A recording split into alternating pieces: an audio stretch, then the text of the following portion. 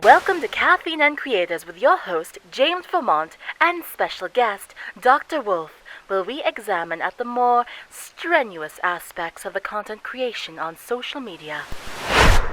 It's early morning. Caffeine is my only friend, and we convene to listen as I interview someone with far better hair than I. It is time for Caffeine and Creators. Our first guest, graciously offering himself into this caffeine-fueled early morning travesty that Weim has allowed me to host, is Dr. Wolf. Thank you for joining. Greetings. Glad to be here. I didn't know I was being the first guest. Now, you might not remember it, but we actually worked together once before. Do tell. I wrote the script for Weim's Patreon video. We paid you in doggy biscuits to say a catchphrase over and over again. I do remember that, yes. Okay, you wrote the script for that. Okay, that was fun. Yeah, I had a bet with my friend to see if I could write a script that would have you still being in character and being sarcastic at the same time. Ah. I guess I don't often come off as sarcastic in my videos, do I? No, not at all, but that's part of the charm. Ah, alrighty. Alright, let's take this conversation back to a video you made about Fluttershy a few years ago. This was your very first upload. Mm-hmm. Now, back at the time before there was a moment with Dr. Wolf and and the review series, you were purely focusing on analysis. What was your plan with that video? Well, let me think. Long before I made my first video, which came out in May of 2013, I believe, I had been slowly but surely partaking more and more in what the brony community had to offer. I had only the previous year just started watching episodes from the show, and it was in late 2012, early 2013 that I started noticing, hey, there are people on YouTube who are dissecting episodes in particular and coming up with a lot more intricate details I hadn't really noticed before, and I found rather fascinating. I was listening to a lot of their content way back then, and I was enjoying a lot of it. But one element that all the YouTube reviewers and analysts back then seemed to agree on that I didn't agree on was that they didn't think too highly of Fluttershy as a character. They didn't seem to think that she really added that much to the show. And I couldn't understand that mindset. I kept scratching my head trying to understand why wouldn't they see that Fluttershy has this interesting dynamic that she adds to the group, that in her own way she's actually inspiring. At least she was to me. So I was pondering this for maybe a month or three, and it was in early May of 2013 that a creator by the name of Brony posted a video asking other people to put out their own analysis videos, that he was looking for something to feature on Equestria Daily. And I had never made any kind of video myself before. I wouldn't even know where to start. I just remembered way back then, I know that there's a lot that I want to talk about in regards to Fluttershy as a character, and I don't think anyone else is talking about her, at least in a positive way. So I decided, if I just get the conversation going, if I get even a few people to listen to what I have to say, maybe the discussion will spread to other websites and other groups out there, and maybe people will start seeing Fluttershy in a positive way like I do. So over the course of maybe 3 days or so, I was determined to figure out how to make a video. And I had very bare bones, basic software available to me. And thankfully, it was easy to get into, easy to understand, but yeah, it wasn't all that complex. Even today, the program I use is not all that complex, even though I have learned a lot more tricks since then. So I collected images from the internet that I felt matched what I was actually saying in the video itself and tried to time it to each line as best I could. And I uploaded it and sent an email off to DigiBrony, and I figured, yeah, I probably could get a couple dozen people to watch it, and if I'm really lucky, I might get a few people to subscribe and leave a comment or two on the video itself. That's all I was hoping for. A few hours later, it was posted to the main page at Equestria Daily, and my jaw dropped. And by the next day, it had over 3,000 views, and I had garnered over 200 subscribers, and this wasn't supposed to happen this way. I just wanted to spark a little discussion, that's all. And plenty of people were saying this was fantastic to listen to, and they wanted to hear more, and I'm like, I think I have some thoughts on Applejack. I could start on an Applejack video. And ever since, I've been making 3 to 5 videos every single week without fail. You definitely succeeded in that goal. Now, when you started with A Moment with Dr. Wolf, it was Voice of Reason that you did it with. Indeed. That's one of the main ones, yeah. Where did the idea come from? Well, I think it was in the middle of summer of 2013, after I'd put out a few dozen videos on my channel, that one of the people who watched my content and actually did a video reply to one of my earlier projects, he referred to me as kind of the psychologist for the brony fandom. And I stepped back and thought, I guess that kind of makes sense. That is the sort of persona I'm putting out there. And it was just a few months after that the idea spread far enough to where a lot of the other reviewers on YouTube came together in a Skype chat that I remember I was a part of. And they were saying, Dr. Wolf, why don't you ever have other YouTubers come visit you like it was a psychologist visit? I mean, we're all pretty crazy around here. It seems like you're the one who is stable enough to bring our crazy down a few levels.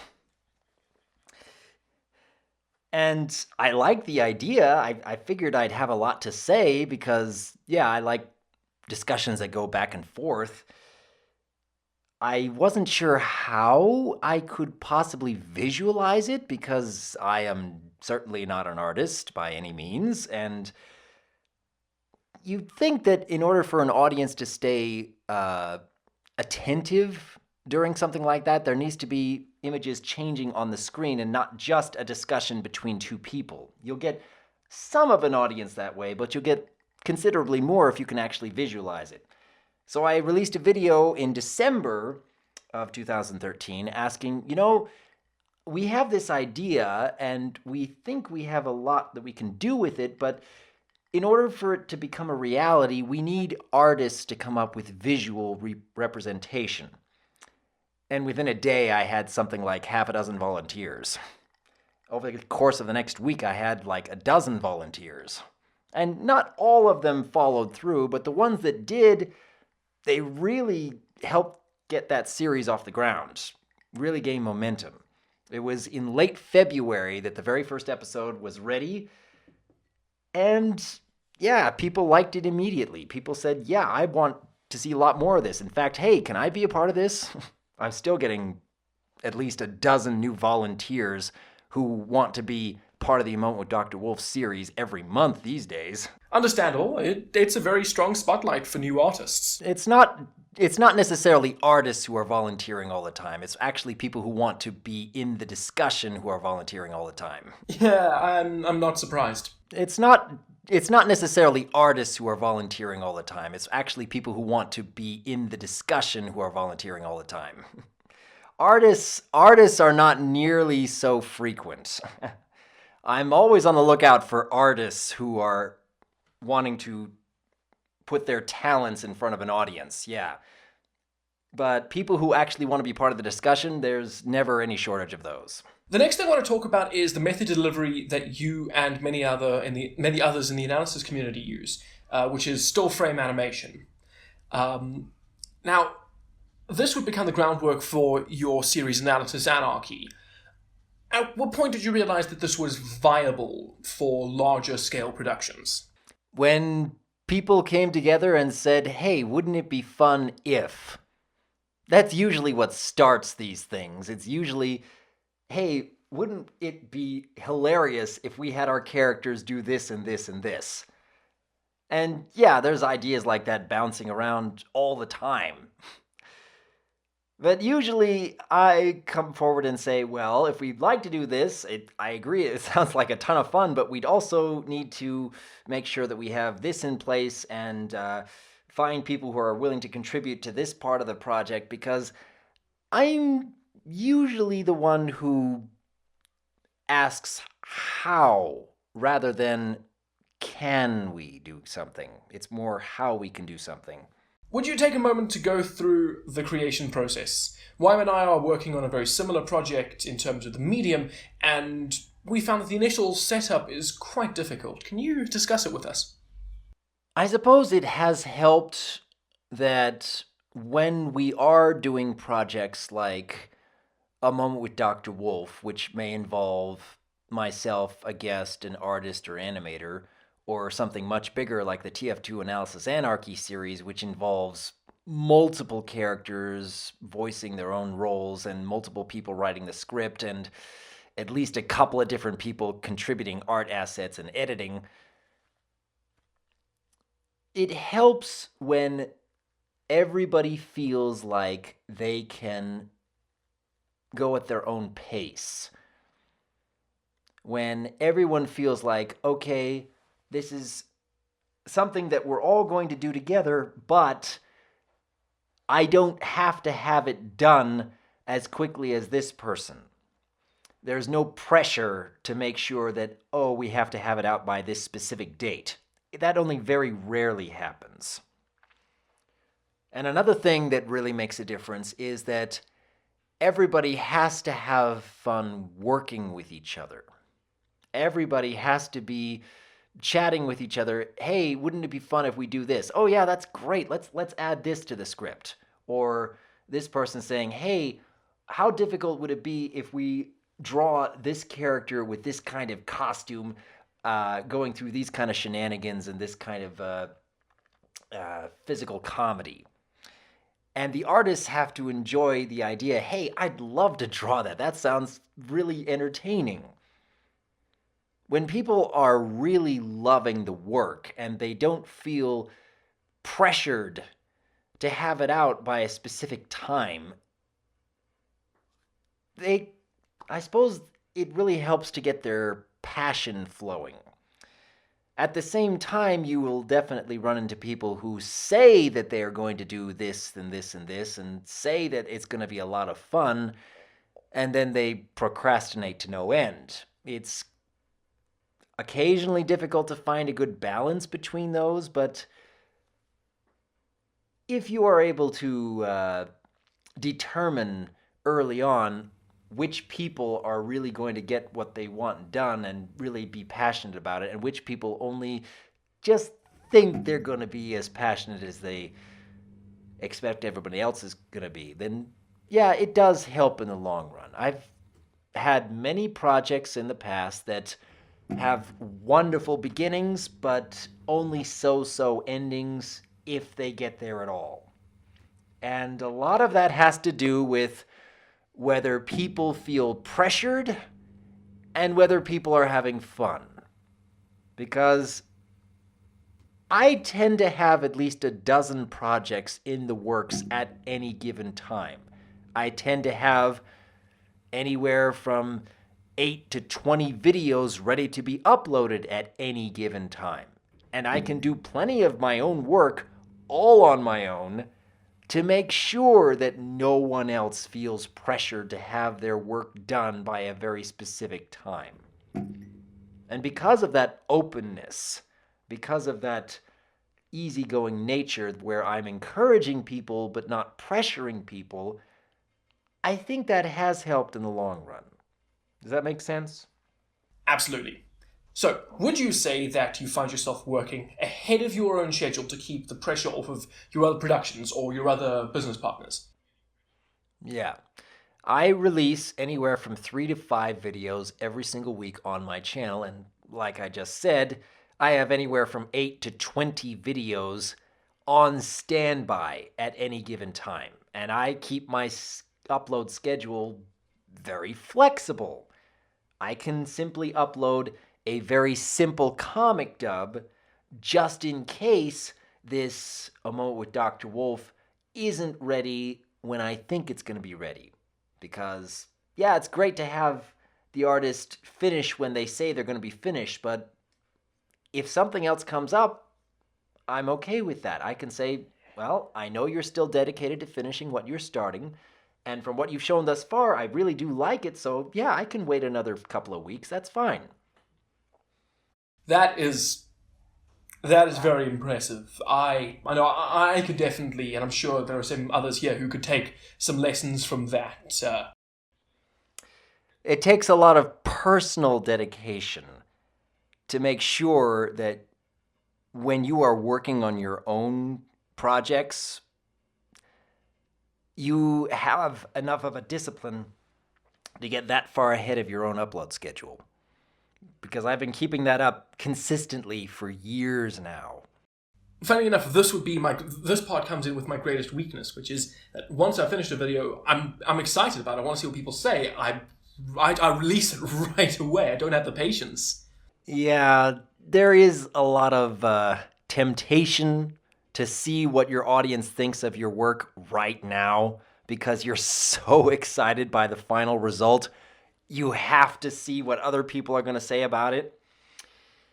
And I've run into that same temptation many, many, many times. But even when I have something like one of the main 6 A Moment with Dr. Wolf visits ready to go, ready to be uploaded, ready to be released, and I'm just itching to see what people think about it, I am able to step back and say, I don't have to put this out this weekend. I know that about a month from now, there is a holiday weekend coming up, and typically YouTube viewership has a bit of a spike on a holiday weekend. I think I can wait until then for this bigger than average project. And if I time it right, I could probably get a trailer out a week beforehand to help build up a little more hype that way. When you have that kind of patience and discipline in your work, then it will help in the long run.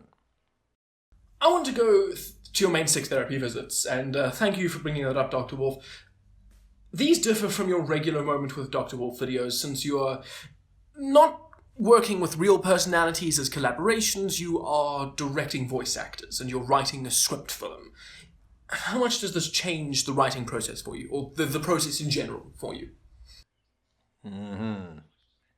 The usual A Moment with Dr. Wolf process consists of my guest and I opening up a Google Doc, and we will write our thoughts back and forth for an hour, maybe an hour and a half. That's usually all it takes. It's just a natural conversation on a Google document. We may go back after the fact and tweak the sentence structure so it sounds more natural when you're saying it instead of just reading it, but yeah, that's usually all it takes for just a script. For one of the main 6 projects, it's a lot more complex because there is a constant discussion between one of the artists who's been working with me on the A Moment with Dr. Wolf series since almost the very beginning. I have grown to trust his judgment and discuss characters with him quite a lot for these main 6 therapy sessions. And we will go back and forth on how each of these characters would react to a certain situation or a certain struggle, how Dr. Wolf could relate to that struggle on a more personal level, how each character would feel more real.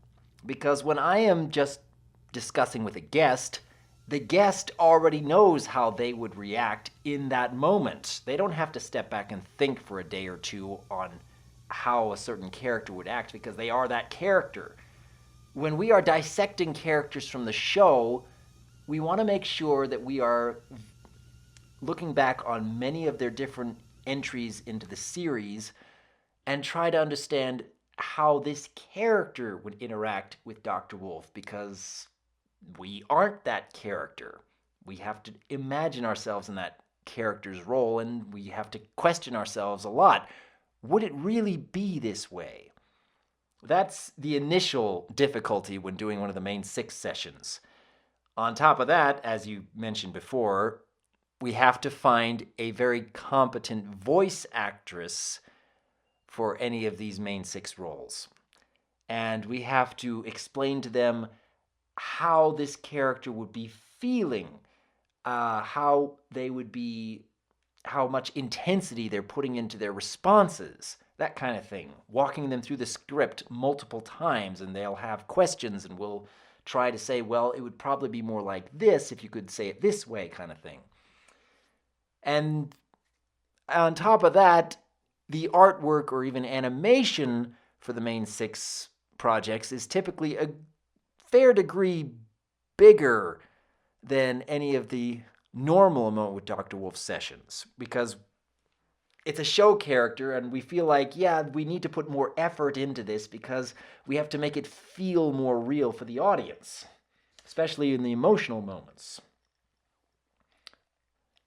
The typical Moment with Dr. Wolf project is complex enough, especially when an artist requires anywhere from a couple of weeks to several months just to do one project. That happens all the time. But every other step in the process is that much more complex when we're doing any of the main 6 characters. All right, we have one last question before we run out of time or I pass out from sleep deprivation.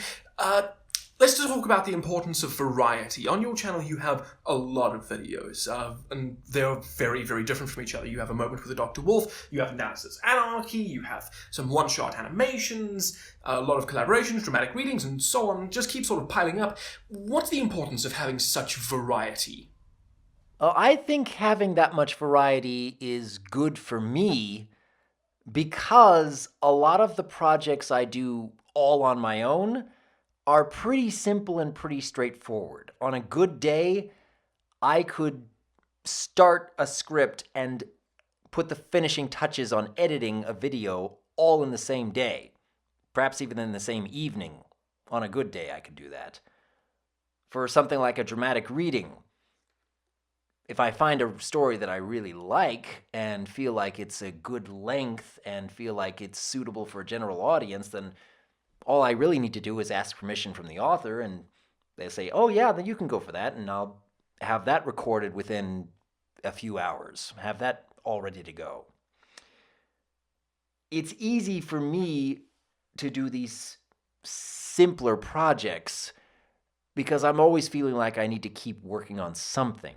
I think the variety is good for me because if I ever get tired of working on analysis, I will say, hey, maybe if I could talk to this person and this person about a potential TF2 analysis script, that'll get me going again.